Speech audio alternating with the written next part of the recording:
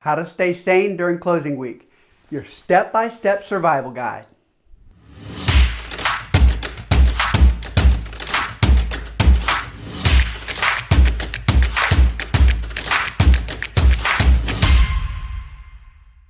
Here's the truth. Closing week can make even the calmest seller feel like they're juggling endless paperwork. You're packing boxes, scheduling movers, signing forms, and hoping everything lines up perfectly. It's exciting, but it's also when emotions, deadlines, and details all collide. So today, I'm walking you through exactly what happens during closing week in Richmond. How to stay organized and how to protect your sanity right up to handing over the keys. First, let's define what closing week really means. It's the home stretch, the final few days before your sale officially records and the buyer becomes the new owner. Now, by this point, you've cleared inspection, appraisals, and contingencies. All that's left is paperwork, payoff details, and getting you smoothly to the finish line. Step 1, confirm your details early. About a week before closing, check in with your agent and your settlement company to confirm the date, time, and signing process. Now, in the Richmond area, most sellers handle their side of closing several days before the buyer signs, sometimes even remotely. You'll review your closing documents, sign in advance, and then sit back while the buyer wraps up their side later in the week. It's a lot less stressful than showing up at a big table with everyone there. You're done early, you get to breathe, and once the buyer's funds and loan clear, you'll get that exciting call. We've recorded, you're closed. Now, step 2, verify your payout details. Most sellers here are receiving proceeds, not bringing money to the table. So confirm with your settlement company where you want those funds sent, usually by wire to your bank account. And always verify wiring instructions verbally by calling them directly. Never rely on emailed instructions alone. It's a quick extra step that keeps your proceeds safe. Now, step 3, wrap up your repairs and paperwork. If you agreed to complete repairs, make sure they're finished and the receipts are in your agent's hands before your signing appointment. That's what the buyer and their lender will expect to see before releasing funds. Now, I had a seller, Henrico, who almost delayed closing because the HVAC company never sent their final invoice. One missing email nearly threw off the entire timeline. Proof that a little follow-through makes a big difference. Now, step 4, schedule and prepare for the final walkthrough. In Richmond, buyers usually do their walkthrough within 24 hours of closing. Now, it's not a re-inspection. It's just to make sure everything's in the same condition and any agreed repairs are done. What does a great transition look like? Leave the home spotless.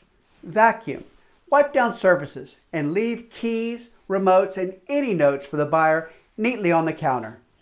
A smooth walkthrough sets a positive tone for final funding. Now, step 5, manage your utilities and mail. Schedule your utilities, Dominion, Richmond Gas, Chesterfield Water, or whoever your provider is, to transfer or disconnect the day after the buyer's closing date. That small cushion ensures no one's stuck without power or water if recording is delayed by a few hours. Forward your email, update your address with your bank, insurance company, and subscriptions, and save yourself from chasing down stray packages later. Now, step 6, review your settlement statement early. Your title company will prepare a final breakdown showing your loan payoff, taxes, and your net proceeds. Review that document at least a day before you sign to confirm accuracy. Mistakes are rare, but catching one early keeps things on track. And when it's time to sign, you'll likely do so quietly at a title company or even via mobile rotary. The process usually takes 30 minutes or less. You'll sign the deed, a few disclosures, and wire authorization forms, and you're done. If this is helpful so far and you want more no-fluff tips on selling smarter in Richmond, hit subscribe right now. I post new videos every week designed to save sellers time, money, and stress. Now, let's talk about what can still cause last-minute hiccups and how to stay ahead of them.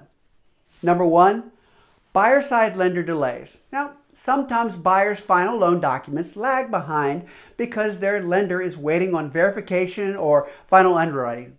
That's normal. It's why sellers sign early. Your part stays done while the buyer's team finishes theirs. Number 2, title clearance. Occasionally, an old lien release or HOA payoff takes longer to verify. These are small administrative issues, not red flags. Your agent and title company will keep you posted, but they're usually resolved within a day. Number 3, left behind items. Don't leave paint cans, furniture, or extra appliances unless you've cleared it with the buyer. Keeping the home clean and empty makes the walkthrough easy and the handoff seamless. All right, so let's recap your survival guide for closing week. Confirm your signing schedule early. Double check wiring details. Finish and document all repairs. Leave the home clean for the walkthrough. Keep utilities on until after closing. And review your final numbers in advance. Here's the best part. When you handle these small details early, closing week stops feeling chaotic and starts feeling like a celebration week. You've done the hard work. Now it's just about wrapping things up smoothly and stepping confidently into your next chapter. Now, if you're planning to sell soon, let's talk before you list. I'll help you create a plan that makes your closing week stress-free and efficient from start to finish. Don't miss next week's video, The Truth About Moving After Selling in Richmond. Timing, storage, and where to go next. We'll talk about coordinating your move, bridging the gap between closings, and avoiding the dreaded between homes panic. Make sure you subscribe so you don't miss it. And in the comments, tell me, what's your best moving day tip or worst moving day story? I've got a few that'll make you feel a whole lot better about yours. Thanks for watching. We'll see you next week.